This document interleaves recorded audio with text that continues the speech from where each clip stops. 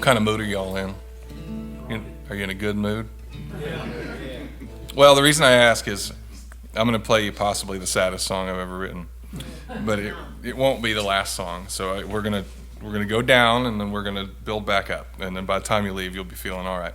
I had this buddy named Sammy back when I had my restaurants, and Sammy was the kind of dude who never said no to anything his entire life. If you put any kind of good time in front of him, he was all for it. Didn't even need to check and see exactly what it was. He was all for it. And as a consequence, his health started to fail a little bit earlier than a lot of ours, and by the time he was in his 50s, he needed a pair of kidneys, and they wouldn't get him kidneys because he needed a heart, and it was just sort of a life well lived and in the fast lane though. So he moved to North Carolina for a while. He was a surfer, and he wanted to surf as long as he could, and got a pacemaker put in, and eventually he called me and said, "Aaron, I'm on my way home to New Mexico to wrap some things up." I was in Austin at the time. He said, "Do you mind if I come see you on my way?" I said, "No, absolutely, come see me." So he did. He pulled up. He had this big old RV, and he pulled up, and as soon as he saw me, he had another little heart attack. It was like his 18th heart attack, and they put him on the gurney. And by the time they were putting him in the ambulance, we were making plans for the next day. He'd been through it a million times. So he called me a couple days later and asked me to do something for him, and that's kind of where this song picks up. And there's a funny part afterwards, so just hang on for that.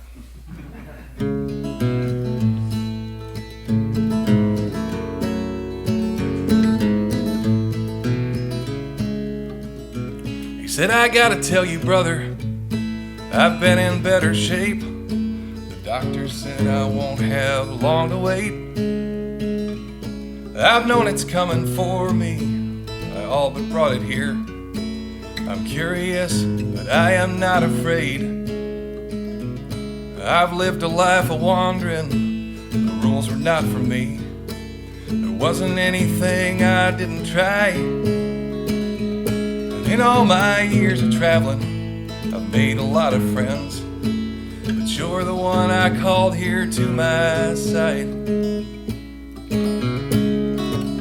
See, the doctor's got a plan to keep me comfortable," he says, "and ease my few remaining days and nights. But I think you know me well enough to know I don't intend to die here underneath these godforsaken fluorescent lights. So get me out of here, I don't know where I'm going, heaven or the parking lot or hell.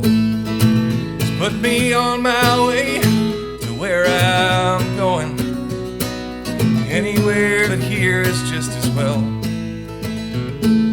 I don't have the strength left now to fight. Please don't let me die here underneath these fluorescent lights."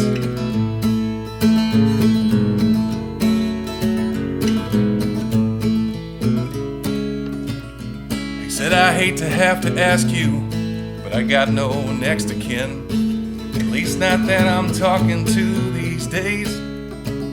So if you've got the time to take me back to New Mexico, one last time I'd like to see her face. And they won't let me go easy, I'm tied to all this stuff. Well, tell them I just want to get some air. We'll go out through the lobby, so wheel me through the door. Put me in the truck and we'll leave the chair. But get me out of here, I don't know where I'm going, heaven or the parking lot or hell. Just put me on my way to where I'm going, anywhere but here is just as well. I don't have the strength left now to fight. Please don't let me die here underneath these fluorescent lights."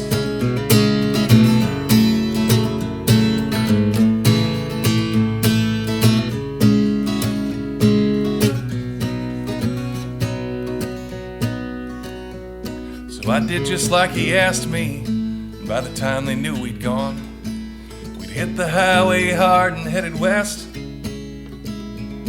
We talked a couple hours while the sun sank through the road, till I finally shut my mouth and let him rest. And I drove all through the night, stopping only once for gas. Tucumcari showed itself at dawn, so I stopped the truck for breakfast at a roadside taco shack. I went to wake him up, and he was gone. So get me out of here, I don't know where I'm going, heaven or the parking lot or hell. Just put me on my way to where I'm going, anywhere but here is just as well. I don't have the strength left now to fight. Please don't let me die here underneath these fluorescent lights.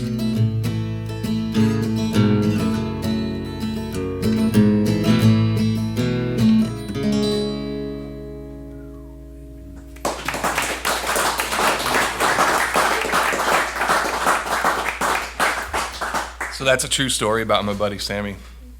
I tried to write that song a bunch of times, and years went by before I could write it. And as a matter of fact, I came here and I recorded this entire album without that song. I hadn't written it yet. And one day I was just sitting in my van by this lake, and that song came to me in 6 minutes. I wrote it. And I called Chad. I said, look, I don't care how we do this. We got to get this song on the record. So I recorded my voice and guitar at home, sent it to him, and he did all his magic out here. And I love it. It's my favorite song on the album. But I told you there was a funny part to that story, and there is. While Sammy was in the hospital, he was in there for a couple of days. And like I said, he didn't say no to much his whole life. He called me, he said, Aaron, I've got a medical marijuana license in North Carolina, but I don't have any way to get any here in Texas, and it's not legal. He said, would you please get me some? And I was raised by an ER nurse who told me when I was like 14 that if I smoked marijuana once that I would, drive off a cliff and disappoint my whole family and all that stuff. And it worked. So at the age of 42 or whenever this was, I had never smoked, let alone bought marijuana my entire life. But I was in a band and I had a bass player, which is where you get marijuana. So I text my bass player and I said, hey, how do I do this? He's like, well, here's the number. You text the guy. He's like, don't say, can I please buy some drugs from you? Say, are you working or whatever? So I did. I texted the guy and I drove down to Austin, and we had what had to be the most awkward drug deal of this guy's career. I would not be at all surprised if he went home and was like, if this is what my drugs are doing to people, I'm getting out of the game. So anyways, I put it in my glove box and I drove up to get Sammy, and then all that happened, and he never got it. And so I'm telling this story to a friend of mine a year later, and she said, what did you do with that weed? And I said, I think it's still in my glove box. And we walked out there. I had driven to Canada, Mexico, all the contiguous states. So the key to smuggling drugs is just to not know that they're there, and you are good. I think Sammy was just trying to see how I would do in prison.